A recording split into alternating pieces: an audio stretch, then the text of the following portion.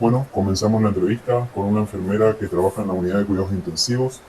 En principio, quería preguntarte cuántos años de experiencia tenés trabajando en los cuidados intensivos. Llevo 14 años trabajando en una unidad de cuidados intensivos.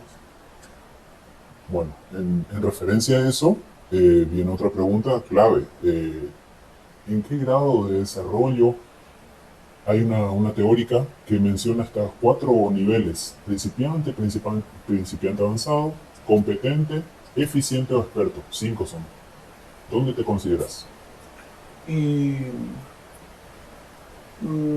de las cuatro, creo que trato de ser lo más eficiente posible en mi desempeño. Siempre me considero un principiante avanzado que trata de ser lo más eficiente posible.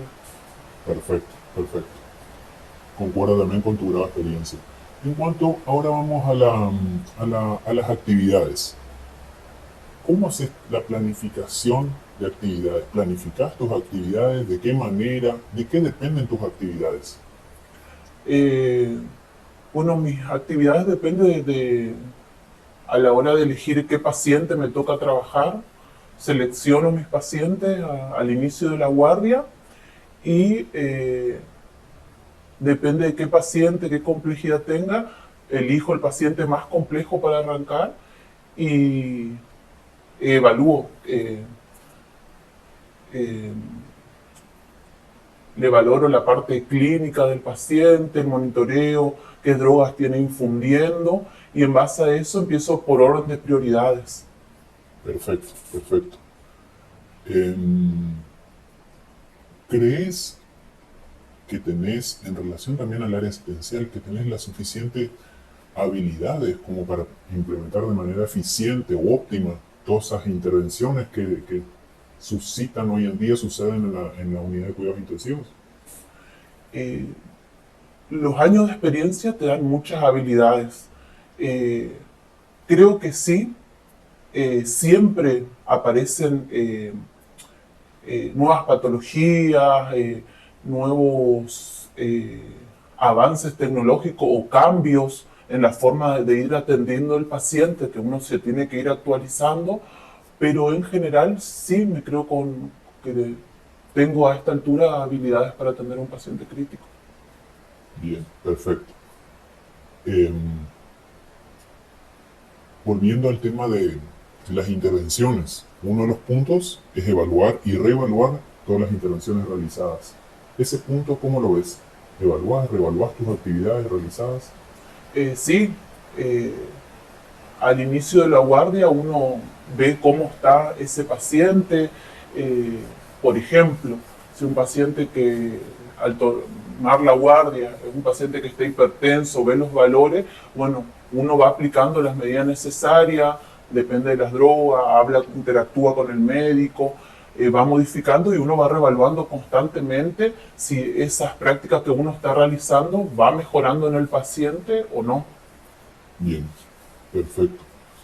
Te quería hacer una pregunta con respecto al punto anterior, porque los cuidados intensivos también incluyen, y en esta diplomatura incluimos, lo que son los cuidados cardiovasculares. ¿Qué tal son tus habilidades, destrezas en cuanto a la atención a un paciente con una cardiopatía? Y en terapia intensiva por ahí, al menos a mí en particular, es como una deficiencia que tenemos. Si bien eh, hacemos cursos, tomamos cierta capacitación, pero por ahí no es que tenemos un enfoque o tenemos una mirada muy crítica, es como que tenemos una mirada así más general que específica en cuanto a los pacientes cardiovasculares. Perfecto. Ahora pasamos ya a lo que son las tomas de decisiones. En todo el servicio de cuidados intensivos, por sobre todo, tenemos muchas decisiones complejas que tomarlas. Pero esas decisiones que tomas, o por lo menos una mayoría de ellas, son autónomas, son delegadas de un jefe, de tal vez de un colega. ¿Consideras que son reforzadas por el médico? ¿Cómo consideras que esas decisiones las puedes tomar? ¿De qué manera? Eh, muchas decisiones son autónomas en cuanto a nuestro trabajo, pero la mayoría son interdisciplinarias. digamos, siempre se trabaja de manera interdisciplinaria, ya sea con el médico, el kinesiólogo de guardia, uno va consultando ciertas cosas y se va tomando decisiones en conjunto. Pero cada vez son más las actividades autónomas que realiza enfermería a comparación de cuando yo ingresé al servicio, digamos. Excelente. Ahora pasamos a un tema sumamente importante que tiene que ver con los aspectos éticos y legales. ¿Crees en principio que tenés la suficiente competencia, las suficientes habilidades, conocimientos para abordar estos aspectos, tanto los éticos como legales, en la atención al paciente crítico y podés aplicarlos también tanto al paciente como a su familia? Eh, Tengo más conocimiento que antes de los aspectos éticos y legales. A medida que uno va trabajando en este ambiente, uno se va interiorizando más, conociendo más. Siempre falta, pero creo que lo básico, medianamente básico en cuanto a las competencias, sí. Perfecto, perfecto. Y viene mucho de la mano con la pregunta, con el punto anterior. ¿Cómo es el grado de comunicación del paciente y la familia? ¿Cómo te consideras vos que tenés esa comunicación? ¿Puede ser fluida? ¿No tiene muchas barreras? ¿Tratas de favorecerlas? Siempre trato de mejorar mi comunicación con el paciente. Siempre fue buena la catálogo de buena mi comunicación y mi trato con el familiar y el paciente siempre fue buena, pero siempre trato de mejorar cada día, implementando cosas nuevas, presentándome, las veces que incluso ingresa el paciente, ingresa familiar nuevo, o en la actividad diaria, por más que el paciente ya sea un paciente conocido, siempre que el paciente y el familiar sienta que uno está. Perfecto, perfecto. Eh, Hay algo con respecto a la gestión que me interesa que nos cuentes. En cuanto a la gestión de la unidad, de los equipos y también la gestión del cuidado se habla. ¿Te consideras que lo haces eficiente? Y por las dudas aclaro, la gestión de la unidad tiene que ver con esto de todos los hasta elementos que debe contener una unidad. Una unidad, me refiero a la unidad del paciente, no hablando tanto del servicio, sino de la unidad del paciente. Y, y todo lo que atañe justamente al cuidado, no hablando como jefa o coordinadora, sino más bien como en el área asistencial de estos tres puntos de la gestión. Eh, ¿Me repetí la primera parte cómo era? La primera es la gestión de la unidad, luego de los equipos y finalmente en la gestión del cuidado del paciente. La gestión del cuidado tiene que ver también con el tiempo que uno lo puede destinar y demás, que a veces puede llegar a no ser tan eficiente si tenemos mucha demanda. Ajá. En cuanto a la gestión La unidad. de la unidad, sí, sí, me considero que sí, eh, que fue mejorando con el tiempo, pero sí, me considero que sí, que sé todo lo que tiene que tener una unidad y trato de al tomar mi guardia, que juntamente controlar eso, que esté todo lo básicamente necesario como para poder brindar una atención a un paciente crítico. Después, en ¿Cuánto al equipamiento? cuanto al equipamiento, bueno, el equipamiento a veces se van actualizando, los respiradores, los monitores, eh, las bombas de infusión, fueron cambiando constantemente.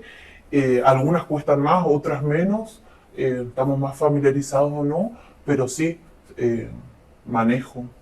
Bien.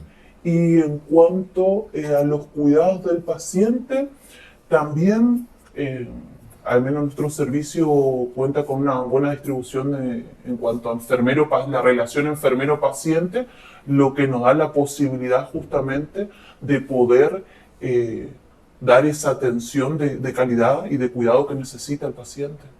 Perfecto. Clarísimo. ¿Consideras que esos cuidados que brindás y que venimos hablando son de calidad? O sea, para, para, para tratar de no ser tan subjetivo, que es un término un poco subjetivo, pero si tuvieran que medirte a alguien, si tuviera un jefe, un supervisor, una enfermera en control de infecciones, mediría tus cuidados. ¿Consideras que son de calidad? Eh, me gustaría más que me, me diga otro, pero sí, yo considero que sí, que brindo cuidados de calidad al paciente.